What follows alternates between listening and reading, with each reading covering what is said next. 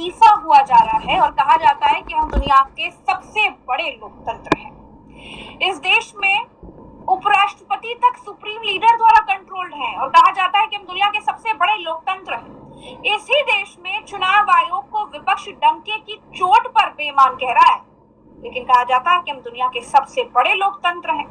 तो आज बात करने के लिए हमारे साथ प्रोफेसर रविकांत जी हैं। रविकांत सर, कैसा लगा सुनकर कि उपराष्ट्रपति का इस्तीफा एक फोन कॉल पर हो गया?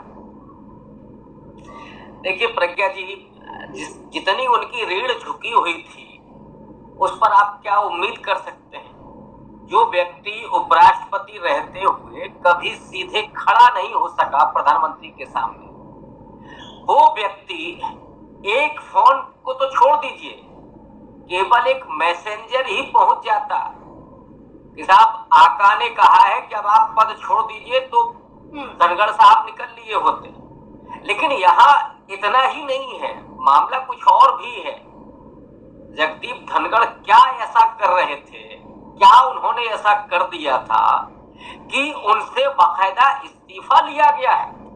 और ये देश जानना चाहता है, देश के लोग जानना चाहते हैं कि उपराष्ट्रपति जैसे जिम्मेदार संवैधानिक पद पर बैठा हुआ व्यक्ति अगर सुरक्षित नहीं है, एक फोन पर उसे इस्तीफा देना पड़ सकता है, तब हम समझ सकते हैं कि तमाम संवैधानिक संस्थाओं की स्थितियां क्या होगी। ईडी, सीबीआई से लेकर के आरबीआई होते हुए इन संस्थाओं में, और चुनाव आयोग का आपने जिक्र किया, तो चुनाव आयोग में जो आयुक्त चुने ही जाते हैं प्रधानमंत्री और गृह मंत्री के द्वारा, अरे कम से कम उपराष्ट्रपति का चुनाव तो लोकसभा और राज्यसभा दोनों के जरिए होता है। तब वो उपराष्ट्रपति अगर अपनी कमान वाली रीढ़ के साथ एक फोन कॉल पर इस्तीफा देने के लिए विवश होता है, तो इसका मतलब है इस देश का लोकतंत्र बड़े खतरे में है। ये खतरा छोटा मोटा नहीं है। एक भी जवाब नहीं। और हद तो तब हो गई जब जगदीप धनखड़ साहब को विदाई तक नहीं दी जा रही है। हमारी असहमतियां हो सकती हैं, उन्होंने जिस तरीके से राज्यसभा को चलाया है हम सवाल खड़े कर सकते हैं, लेकिन वो व्यक्ति संवैधानिक पद पर रहा है, उसका विदाई समारोह होना चाहिए था और उसको एक सम्मानजनक विदाई मिलनी चाहिए थी। लेकिन ये भी हमारे प्रधानमंत्री नहीं कर पाते हैं। और वो प्रधानमंत्री, जब देश में कोहराम मचा हुआ है, विपक्ष पार्लियामेंट के भीतर बिहार चुनाव में एसआईआर को लेकर के धरने पर है और प्रधानमंत्री विलायत की सैर कर रहे हैं। वहां का एक वीडियो वायरल हो रहा है, एक महिला जो कह रहे हैं कि वो तो हमारे लाइव गॉड हैं। हम समझ सकते हैं कि ये देश किस सन्निपात में चला गया है, लोगों की क्या भावनाएं हो गई हैं। डेमोक्रेसी को खत्म करने के लिए ये सारे नाटक रचे जा रहे हैं। इसलिए प्रज्ञा जी, ये सवाल बेहद महत्वपूर्ण है कि जगदीप धनखड़ साहब ने ऐसा क्या किया था या ऐसा क्या नहीं किया था जी कि जो उन्हें मजबूर कर दिया गया इस्तीफा देने के लिए। अच्छा, अगर जगदीप धनखड़ मना कर देते कि नहीं दूंगा इस्तीफा, जो करना है कर लो, तो इसकी एक प्रक्रिया होती, बहुत लंबा समय लगता। उतने समय में कम से कम जगदीप धनखड़ की रीढ़ की हड्डी में कितनी शक्ति है और वो कितने मजबूत उपराष्ट्रपति हैं और जो ताकत उनको मिली वो उसका किस तरीके से इस्तेमाल कर सकते हैं, ये वो बता सकते थे। तो अगर वो ये कह देते कि नहीं करूंगा, नहीं दूंगा इस्तीफा, तो क्या होता? ये मौका उन्होंने छोड़ दिया। जैसे सतपाल मलिक ने अपने जीवन के अंतिम दौर में आकर के, जब उनको हटाया गया वहां से, जम्मू कश्मीर से, तो उन्होंने आकर के जो खुलासे किए और उससे उनका कम से कम इतिहास तो सुरक्षित हुआ। आज कोई सतपाल मलिक को याद करेगा तो एक ऐसे व्यक्ति के रूप में कि जिसने आखिरी समय पर देश, संविधान और संवैधानिक संस्थाओं की रक्षा करते हुए अपनी कुर्बानी दी, वो यहां से विदा हुए। लेकिन जगदीप धनखड़ साहब अगर ये चैलेंज स्वीकार कर लेते, उस फोन कॉल से अगर डरते नहीं जी, एम्पीचमेंट का सामना करते, विपक्ष के हो सकता है बहुत सारे लोग खड़े होते। अगर आप राज्यसभा में समान व्यवहार करते, भाई क्या अपराध क्या है जगदीप धनखड़ साहब का?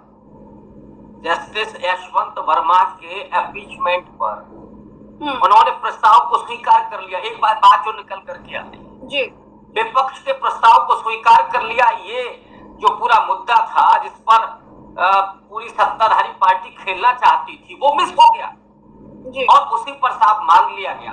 अगर ये खबर सही है तो क्या धनखड़ साहब को अड़ा नहीं जाना चाहिए था कि जाइए मैं नहीं देता हूं। अब मैं आपको लगता है कि क्या एक जज के कारण ही उपराष्ट्रपति का पद छीना गया? क्या एक जज के कारण उपराष्ट्रपति को पद से इस्तीफा देना, क्या ये मामला सिर्फ इतना ही है? क्योंकि कई सारे लोग ये भी कह रहे हैं कि जगदीप धनखड़ धीरे धीरे विरोधी स्वर अपनाने लगे थे, विपक्ष से मुलाकातें करने लगे थे और उनके पास ऐसे कई राजनीतिक रहस्य थे जिनसे वो पर्दा उठाने की फिराक में थे, कोशिश कर रहे थे। देखिए प्रज्ञा जी, कल एक जो खबर आई थी बाद में उसको फेक घोषित किया गया, एक बड़े चैनल पर थी। अब हो सकता है कि वो फेक हो, कि उनके सरकारी दफ्तर को सील किया गया। मैंने कल ही ट्वीट किया था कि उनके सरकारी दफ्तर में ऐसे कौन से दस्तावेज हैं जिनसे परेशान ये सरकार हो सकती थी, तो साफ सील कर दीजिए। और जगदीप धनखड़ किसानों के मुद्दे पर पहली बार मुखर होते हैं। शिवराज सिंह चौहान के सामने उन्होंने जो किसानों का मुद्दा खड़ा किया उससे सरकार ये परेशानी में आई थी। आरएसएस हो, बीजेपी हो, मोदी एंड कंपनी हो, ये सब सख्ते में आ गए थे कि जगदीप धनखड़ करने क्या जा रहे हैं। वो तो विपक्ष के स्वर में स्वर मिला रहे हैं, लेकिन जगदीप धनखड़ ने विपक्ष के स्वर में स्वर नहीं मिलाया था। ये देश का सुर था, किसानों का मुद्दा देश का मुद्दा था। बिल्कुल। लेकिन वहां से उनकी बैड एंट्री शुरू हो गई और उसके बाद फिर यशवंत वर्मा जस्टिस के मामले में, और उसी दिन आप देखिए कि उन्होंने मल्लिकार्जुन खड़गे जी को जो समय दिया, लंबे समय तक वो बोलते रहे और उन्होंने कई मुद्दों को उठाया और वो सारे मुद्दे आपकी राज्यसभा में वो गए, उस प्रक्रिया का हिस्सा बने, रिकॉर्ड में गए। और क्या कह रहे थे जेपी नड्डा कोई पीठासीन अधिकारी थोड़ी ना थे, लेकिन वो कह रहे हैं कि कुछ भी रिकॉर्ड में नहीं जाएगा, कुछ भी रिकॉर्ड में नहीं जा रहा। माने राज्यसभा का सभापति बैठा है और जो लीडर ऑफ सत्ता है वो कह रहा है कि कुछ भी नहीं जा रहा है रिकॉर्ड। ये कैसे हो सकता है? तो काफी मुश्किलें बढ़ा दी थी जगदीप धनखड़ ने सरकार की, क्योंकि वो अब देश का साथ दे रहे थे। विपक्ष के मुद्दों पर एक उन्होंने स्टैंड लिया था कि नहीं ये भी आना चाहिए, और इसमें मुझे नहीं लगता कि कोई बुराई थी। लेकिन फिर सत्ता की आंख में तो एक भी तिनका अगर है उसको भी निकाल फेंका है। और जगदीप धनखड़ क्या, तो ऐसे तो बहुत सारे लोग कुर्बान कर देगी ये सरकार, तो धनखड़ साहब को इस्तीफा देना। तो सर, क्या सब कुछ सत्ता द्वारा ही कंट्रोल्ड है? तो इसीलिए तो सब कुछ रबर स्टैंप और यही कहा जाता है कि सब कुछ पपेट है। प्रज्ञा जी, सबका मालिक एक, वो चाहे भारत में बैठा हो या विलायत चला गया, देश की सत्ता हो, देश का पूरा साम्राज्य हो, वो उसके इशारे पर चल रहा है।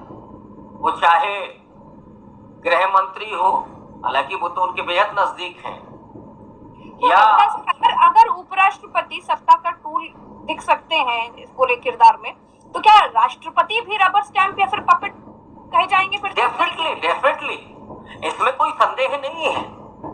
हमारा बहुत सम्मान है उनके प्रति, वो संवैधानिक पद पर है। हाँ, बिल्कुल।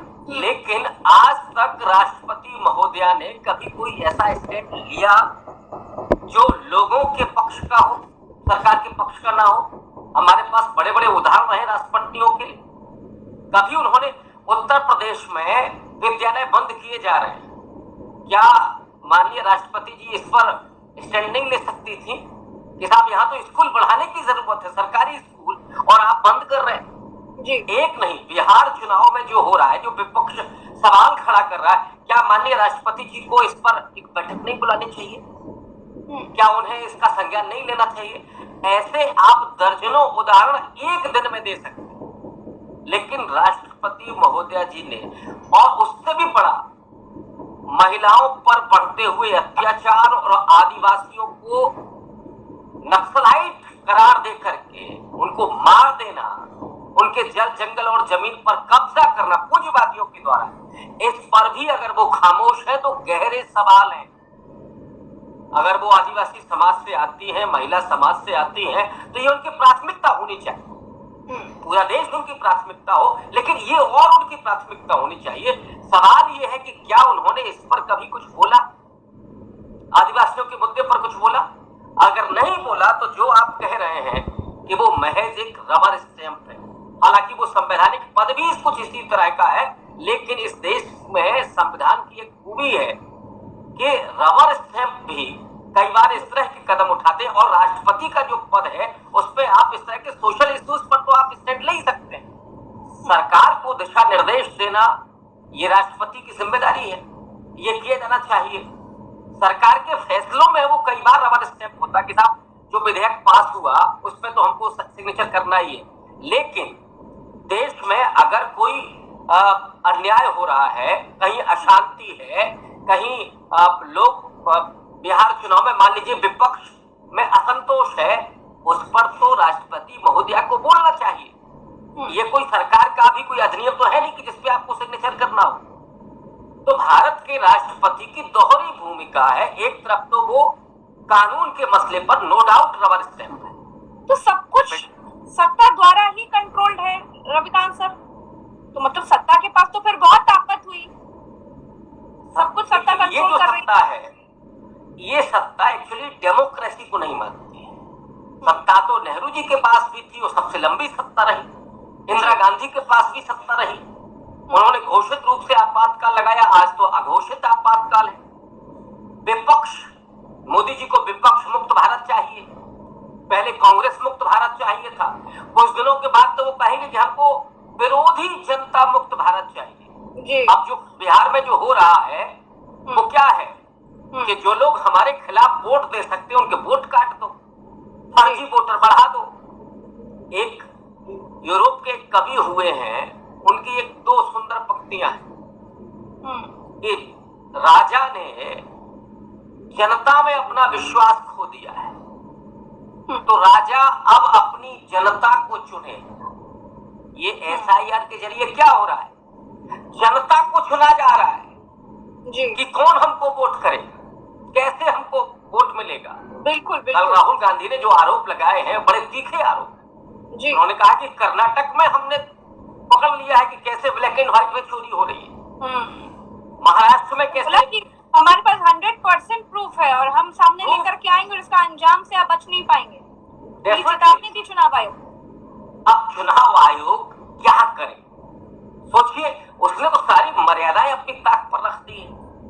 जिसको कहते हैं कि चुल्लू भर पानी में डूब मरना चाहिए, उसको तो थोड़ी बहुत अगर उस संवैधानिक संस्था की इज्जत रखनी हो तो चुनाव आयोग को कोई स्टैंड लेना चाहिए। अगर वो नहीं ले रहा है, सुनने में कैसा लग रहा है कि इस देश के सबसे बड़े लोकतंत्र में, दुनिया के सबसे बड़े लोकतंत्र में चुनाव आयोग बेईमान है। देखिए प्रज्ञा जी, सुनने में जैसा भी लगता हो, लेकिन सत्ता को यही लगता है कि हम कैसे 50 साल तक राज करेंगे। यहाँ मामला लोकतंत्र का है ही नहीं, यहाँ बहुमत के सम्मान का है ही नहीं, यहाँ जनता के मान का सम्मान है ही नहीं। यहाँ तो मीडिया को भी गोदी में बिठा लिया, संवैधानिक संस्थाओं को कमजोर कर दिया, और मंत्री भी नहीं बचने दिया कोई। सत्ता, वो विपक्ष तो आप छोड़ दीजिए, कोई मंत्री है जो बोल सकता है, किसी की हिम्मत है क्या? बल्कि मैं तो आपको चुनौती दूंगा कि आप 6 मंत्रियों के नाम बता दीजिए, कोई भी बता दे, हमें भी नहीं मालूम होगा। मुश्किल गूगल करना पड़ता है कई बार कि फला विभाग का कौन मंत्री है, क्योंकि यहाँ तो रेलवे लाइन बिछ रही हो तो गीता मोदी जी काटेंगे, अभी यहाँ कोई कार्ड बट रहा हो तो मोदी जी बांटेंगे। अब पता ही नहीं है कि साहब फला विभाग का मंत्री कौन है। 4 मंत्रियों के अलावा मुझे भी नाम अगर तलाशने होंगे तो गूगल करना पड़ेगा। ये जब हालत लोकतंत्र में हो तब आप और आम आदमी की क्या स्थिति होगी। हम लोग तो थोड़ा पढ़ते रहते हैं, इन सब चीजों पर बात करते रहते हैं, तब हमें 4-6 मंत्रियों के नाम याद होंगे कि फला विभाग का। आम आदमी की क्या स्थिति होगी। परमपिता परमेश्वर सब कुछ जो है वो नरेंद्र मोदी जी हैं और कोई है ही नहीं इस देश में। सारी चीजें उनके अपने नियंत्रण में है। जो व्यक्ति मणिपुर पर खामोश हो, 2 साल से गया ना हो, जो व्यक्ति चीन के अतिक्रमण पर खामोश हो, जो व्यक्ति अभी जो पहलगाम में हुआ उस पर खामोश हो, आप उसे क्या कह सकते हैं कि वो सच में देश का प्रधानमंत्री है? ये प्रॉक्सी सरकार है, ये छद्म सरकार। सर, विपक्ष कह रहा है कि अगर चुनाव आयोग ने सब कुछ पहले से तय कर लिया है और चुनाव आयोग भाजपा को जिताने का प्लान अभी से बना रहा है, तो विपक्ष चुनाव न लड़ने का भी विचार बना सकता है। ये एक सख्त कदम होगा, लेकिन अब जरूरी कदम है। जब तक आप बहिष्कार नहीं, तो बहिष्कार करने का मतलब है कि पूरी दुनिया में चुनाव आयोग को एक्सपोज करना। तो जो ढिंढोरा पीटते हैं मोदी जी जरा करके कि हम लोकतंत्र की जननी वाले देश से आए, और आप कर क्या रहे हैं? मदर डेमोक्रेसी आप कह रहे हैं, और जो कर रहे हैं आप वो बेहद शर्मनाक है। तो सर, अगर विपक्ष नहीं लड़ेगा तो क्या होगा? देखिए, मुझे इसकी संभावना फिलहाल कम लग रही है। ये विपक्ष अपनी बात को चुनाव आयोग को बहुत ठोस तरीके से मजबूती के साथ रखने के लिए ये एक तरह से चुनौती दे रहा है, चेतावनी दे रहा है कि अगर ये हमें करना पड़ा तो हम करेंगे, लेकिन हम वोट चोरी नहीं होंगे। इस बार जो सतर्कता है विपक्ष की, मजबूती है, वो चुनाव आयोग को मजबूर करेगी। देखिए, एक नाम हम टीएन शेषन का जानते हैं, पहला चुनाव आयुक्त सुकुमार सेन को जानते हैं। 6 महीने में चुनाव हुआ। इस देश की डेमोक्रेसी कैसे बनी है ये लोगों को पढ़ना चाहिए। 6 महीने सुदूर देहात में पगडंडी भी नहीं थी, नाव से लेकर के बड़े बड़े बक्से सिर पर रख करके लोग गए, चुनाव कराया, और कितने लोगों को हो सका चुनाव प्रक्रिया में शामिल किया, मतदाता बनाया। अब तो सब आधार कार्ड से भी मतदाता नहीं बन सकता है। जी, चुनाव आयोग का काम था मतदाताओं की संख्या बढ़ाना, और आप क्या कर रहे हैं? आप नागरिकता का प्रमाण पत्र बांट रहे हो। Who are you? कौन है आप? ये किसने अधिकार दिया आपको? सुप्रीम कोर्ट निर्देश दे रखा। कई बार लगता है सुप्रीम कोर्ट वित्तीय वो आरती उतारे तो ठीक है। इन लोगों को, इनको चाहिए एक सख्त आदेश चुनाव आयोग को। ये सुप्रीम कोर्ट की जिम्मेदारी है कि ये सिर्फ मामला एक बिहार चुनाव का नहीं और हार जीत का नहीं है, ये लोकतंत्र के बचाने का मामला है, संविधान को ठीक तरीके से लागू करने का मामला है। संविधान की जिम्मेदारी किसकी है? सुप्रीम कोर्ट की। और सुप्रीम कोर्ट को इस पर सख्त संज्ञान लेकर के एक आदेश देना चाहिए और एक गाइडलाइन जारी करना चाहिए कि इस पर आप करेंगे जो चुनाव आयोग की गाइडलाइन होती है। आप अपने हिसाब से नहीं काम कर सकते। ये बिहार है और नागरिक इस देश के मालिक हैं। जो सरकार होती है वो नौकर होती है। सर, वो कहते हैं ना, मोदी जी कहते हैं कि जो जनता है हमारी माई बाप है। अब कहां गई जनता? सरकार इतना डरी हुई क्यों है? सब कुछ तो अपने हाथ से सब कुछ सेट करके रखा है। चुनाव आयोग पर भी विपक्ष लगातार आरोप लगा रहा है कि सब कुछ पहले से तय है, तो फिर सवाल भी सुनने से घबरा रहे हैं। मोदी जी तो विदेश निकल गए और पूरी संसद तक नहीं चलने दे रही है। जब संसद में मुद्दा उठता है, सवाल उठते हैं, आवाज ऊंची होती है, स्थगित हो जाती है संसद। नहीं, मोदी जी इसके आदी नहीं है। कभी सवालों का सामना ना उन्होंने किया है, ना वो कर सकते, ना उनमें ये कुवत है। उनके सामने ये सवाल हो कि पॉकेट में आप पर्स रखते हैं कि नहीं रखते हैं, कौन सी टॉनिक लेते हैं मोदी जी, आम चूस करके खाते हैं कि काट करके खाते हैं, तब तो मोदी जी जवाब दे सकते हैं। मोदी जी एक भी जवाब नहीं दे सकते कि नोटबंदी में आपने कहा था कि हमको 50 दिन चाहिए। किस चौराहे पर आप कहेंगे आप जो चाहें करिएगा? साहब, 50 दिन क्या 500 दिन से ज्यादा हो गया। और नोटबंदी का क्या हासिल हुआ? अब इधर तो सुनने में आ रहा है कि 500 का भी बंद किया जाएगा। इकोनॉमी को आपने पूरी तरीके से ध्वस्त कर दिया है। और रही सही कसर अभी तो ट्रंप ने पूरी कर दी है। सदन में क्या पूछ रहे राहुल गांधी विपक्ष? 24 बार ट्रंप इंडिया को अपमानित कर रहा है। ये प्रधानमंत्री का अपमान नहीं है, देश का अपमान है कि हमने नरेंद्र मोदी को कह करके ये करा दिया। नरेंद्र मोदी व्यक्ति अलग है, लेकिन जिस पद पर है उस पद के सम्मान का मामला है जी। पूरा देश मोदी जी के साथ खड़ा है, लेकिन एक जवाब नहीं निकलते बन रहा। कि ट्रंप क्यों कह सकते हैं। तो मोदी जी को सिर्फ चुनाव जीता कैसे जाए और सत्ता में कैसे बने रहना यही आता है, सरकार चलाना नहीं आता। सरकार चलाने के लिए आपको डेमोक्रेटिक होना पड़ेगा, आपको जनता का हित देखना पड़ेगा। लेकिन आप अगर अंबानी और अडानी का हित देखेंगे तो फिर आप देश नहीं चला सकते।